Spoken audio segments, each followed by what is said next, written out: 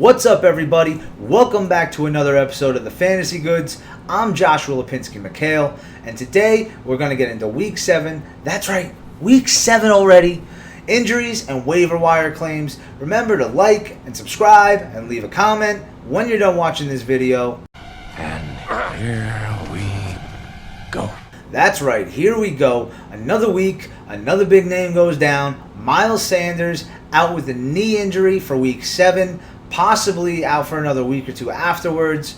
He does have a long week here to heal up, playing on Thursday. Possibly could be back for Week 8, but I wouldn't be surprised if they held him till after their Week 9 bye week, just to make sure he's healthy for the rest of the season. Because the NFC East is such garbage, it's still anybody's game. But obviously, if you want to replace the volume with an Eagles running back, it would have to be Boston Scott as your first choice. And in deeper leagues, I would even think about picking up Corey Clement, because he's done good in this Eagles offense in the past. And they're going against the Giants, which, is one of the worst teams in the league. We have one win. Speaking as a Giants fan, guys, I don't love it. And yet another Eagles injury here, guys. Zach Ertz out 3 to 4 weeks with an ankle injury. And, this Eagles team just cannot catch a break. I actually kind of feel bad for them. And that's saying a lot coming from me as a Giants fan. From losing their starting right guard all the way back in the preseason to, losing Peters, another guard. They lost Lane Johnson, who should be back this week at left tackle. You lose Goddard, who's on IR. You have Alshon Jeffrey still fighting to come back from a foot injury. You've had Deshaun Jackson, who's been out with a hamstring injury. Your rookie first-round receiver out. Now Zach Ertz and Miles Sanders. Everyone's been knocking Wentz for so long for not being able to stay healthy, when he right now is the only one that is healthy. But if you're looking to replace Zach Ertz's volume on the Eagles with an Eagles player, it would have to be Richard Rodgers, because Dallas Goedert's still not back. Maybe another week or two. But Richard Rodgers has been good on Green Bay Packers in the past, flashing a touchdown here and there. So if you're looking to stream a tight end, this isn't a bad matchup against the Giants. I'd give Richard Rodgers a shot. But let's get off the Eagles. Another big name. You had him back last week after coming back from injury, and now he's gone again. Raheem Mostert re-aggravated that ankle injury and seems to be heading for IR, designated to return. If you guys kept Jerick McKinnon on your roster, good for you. You're in solid shape. If not, I know the next guy to pick up was Jeff Wilson Jr., but he's banged up too right now. So they did sign, while Raheem Mostert was out injured, a running back from their practice squad, JaMycal Hasty. So if you really want to get a running back in this offense to replace that volume for Mostert, there's another option for you. But I'm not really digging that at all this week going against the Patriots. Their defense actually still looks pretty good, even though everyone seemed to opt out in the beginning of the season. They still look like a tough defense to me. Christian McCaffrey, I know I've been telling you guys that it seems like he's coming back next week. Well, it's not this week, guys. Contrary to what I've been reading, where he was closer to coming back than not, it seems that he might have taken a step back in his recovery, and they say he's definitely not a go for Week 7. So hang on to Mike Davis for another week. And to be honest with you, with how good Mike Davis is doing, I see why they're really not rushing him back. Mike Davis is running back 6 right now. So, they're all right. They're getting great production out of this guy. I see why they're not rushing Christian McCaffrey back. So, you CMC owners, going to have to wait at least another week, maybe 2, if they're really not rushing him back.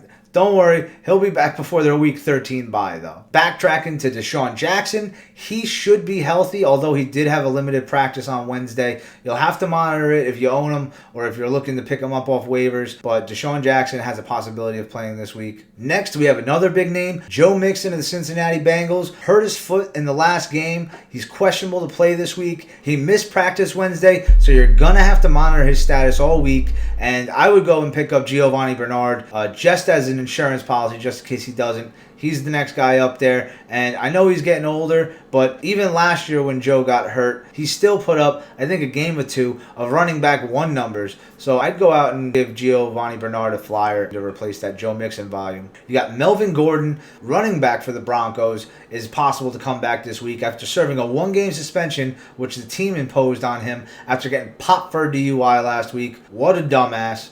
But here's the thing, guys. You got to watch and pay attention to what the league does, because the NFL does have the authority to decide to either fine or suspend him for another game.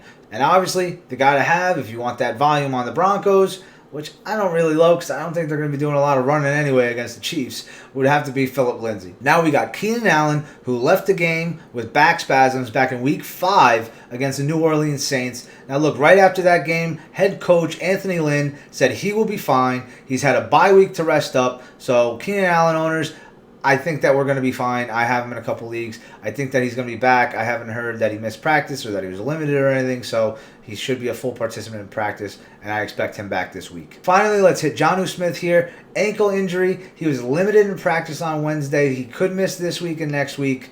We'll see how it goes. But if you're looking for that Tennessee Titans tight end volume, I'd go and get Anthony Fersker, who did a great job filling in for him last week, putting up 25.3 points, catching 8 of 9 targets for 113 yards and a touchdown. You know, I'd go and give a flyer on this guy if you have no other option at tight end or need a streamer. All right, that'll do it for injuries, guys. Let's move on to my top waiver wire claims for Week 7. Number 1, J.D. McKissick of the Washington football team, who is owned in 20% of fantasy leagues right now. He's the pass-catching back for the Washington football team. He's had back-to-back games of double-digit fantasy points, 10.9 and 14.4 in the last 2 weeks. His next 5 games are very friendly with Dallas, Giants, Detroit, Cincinnati, and again Dallas. I'll take Dallas twice in a schedule any day of the week with how awful that defense looks. But anyway, he seems to have this passing down role locked up here in Washington. And Washington will always have to throw a lot because they are just not that good. So that means that this guy's going to get a good amount of opportunities. He's been targeted 22 times in the last 3 weeks and caught 19 of those 22 targets. So I'd give this guy a flyer. Go out and get him. See what he could do for you. He's definitely a flex-worthy play against Dallas. So go get him. At number 2, I got T. Higgins, the wide receiver for the Cincinnati Bengals. I know everyone was saying, oh, it's all about Tyler Boyd and A.J. Green. A.J. Green has looked terrible. I know he came back last week, but I still don't trust that man. He did not look like a top wide receiver. Game shape or not, man. That one play where he lollygagged and the ball went over his head for an interception, that just don't look good to me, and that sticks in my head. But anyway, T. Higgins hasn't been lollygagging. He's had a couple really good games, actually double-digit games in the last 4 weeks, even against 2 of the toughest pass defenses in the league, in Baltimore and Indianapolis. He's had 6 or more targets since Week 2 and out-targeted A.J. Green in 3 of their last 4 games. Look, the Bengals are a high-volume passing team. They are not great defensively, so they will have to pass to keep up. They might even have enough passing volume to go around to support 3 wide receivers like A.J. Green, Tyler Boyd, and T. Higgins. But I like the emergence of T. Higgins. I think him and Joe Burrow, as rookies coming into the league, have got a little chemistry going on right now, and I'd like to ride that. Number 3. Another one owned in only 55% of league guys, Justin Jackson. How is he still available in almost half of leagues is beyond me. I know that they had their bye week last week, but still, man, this is somebody that you got to keep rostered, especially while Austin Eckler is out and on IR. He had a great Week 5 against the Saints, man. He out-touched Josh Kelly, who I had being the lock for the number 2 back there. Had 15 carries, caught 5 of 6 targets, and put up 14.4 points against the Saints in Week 5. And if he remains the lead back there while Eckler's out over the next 5 weeks, 4 of those matchups are against top 10 running back matchups. And they utilize him in the passing and running game, where Kelly is more of a in-between the tackles, goal line kind of guy. So I like the value that this guy offers. And they're going against Jacksonville this week, guys, who let the Lions running back have a huge day on them. And the Lions aren't even a great running team. So I'd give that a shot any day of the week. At number 4, we got Mike Williams, owned in only 53% of leagues. Really? 53% of leagues? Guys, come on. You got to have Mike Williams rostered.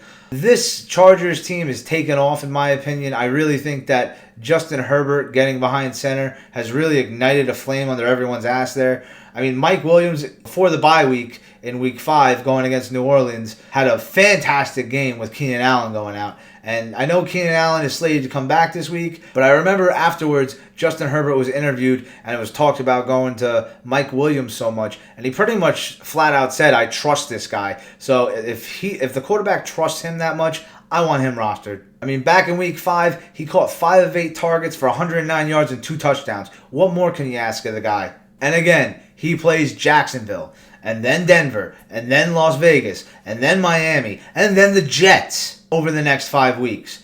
Go and get Mike Williams. He'll give you points. Finally, number 5 on my waiver wire claims for week 7, guys, is Tua Tagovailoa. Now, he's owned in 13% of leagues, but he was just named the starter of the Miami Dolphins over Ryan Fitzpatrick this week. Now, I know he has a bye this week, but I would still go and get him and stash him and see what happens with him over the next 3 weeks, because he has a full bye week to prepare for the Rams, and I probably wouldn't play him there. And then even after that, he's got the Cardinals after that in week 9. But then the 3 weeks after that, he faces the Chargers, Denver, and the Jets. So those are decent matchups for a playoff push. If you have a bye week on with your starting quarterback, or, God forbid, an injury, he's a good stash. Because, I mean, look, all you Dak Prescott owners, I didn't think you needed a backup either. And if you think about it, look, they're thinking this kid's going to be better than Fitzpatrick. Hopefully, if he produces Fitzpatrick-type numbers. Fitzpatrick was playing great football this year. I'm actually really surprised they pulled him out at this time. It was kind of weird. But Fitzpatrick was quarterback 8 up to this point in fantasy. So if Tua puts up that kind of production or better, hopefully, he's definitely worth a pickup and stash in my book. I'll go out and get a guy that's a top 8 quarterback and have him on my bench any day of the week. So that'll do it for my week 7 injuries and waiver wire claims, guys. Thank you for watching. Remember, like, subscribe, comment on the video. Let me know what you think. Hit us up on Facebook, Instagram, and Twitter at The Fantasy Goods. If you have any questions about lineups, anything fantasy related, shoot it to us in a message or a comment, and we'll do our best to get back to you guys. We love helping you all out. We love giving you the goods.